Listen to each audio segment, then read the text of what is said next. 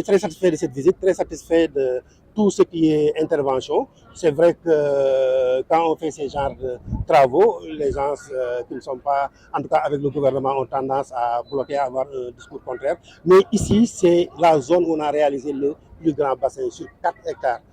4 bassins alignés, plus le bassin de Nasrullah avec l'envoi des eaux au niveau de la mer.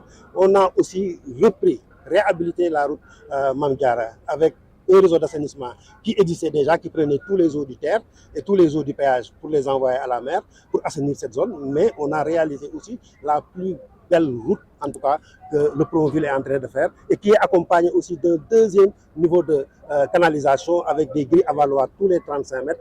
400 de ce côté, c'est 800 qui est envoyé d'un seul coup. Donc, nous sommes très satisfaits et les populations ont confiance. Et cette année-ci, comme l'année dernière, il n'y a plus d'inondation dans cette zone. À l'époque, qu'est-ce que vous vivez ici? À l'époque, c'était une catastrophe écologique, une catastrophe sociale. Les familles étaient partagées en deux. On envoyait les enfants chez leur grand-père, on envoyait les personnes âgées et ces personnes restaient, ne travaillaient pas pendant 3 mois et passaient tout le temps à dégager l'eau avec des contacts avec des eaux pluviales, eaux usées et les déchets.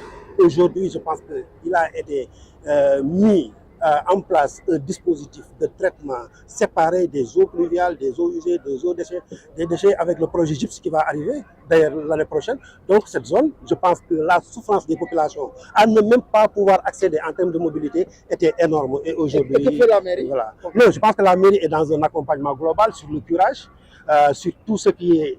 On a mis en place une équipe, par exemple, des jeunes qui sont le service civique. C'est seulement à Diamaguène, c'est Kamba où tu vois un service civique. Il a mis un plan de contingence de lutte contre les inondations avec un poste de commandement bien huilé, un encadrement avec les organisations, en tout cas communautaires de base qui travaillent dans le truc, et des financements sur les motopompes.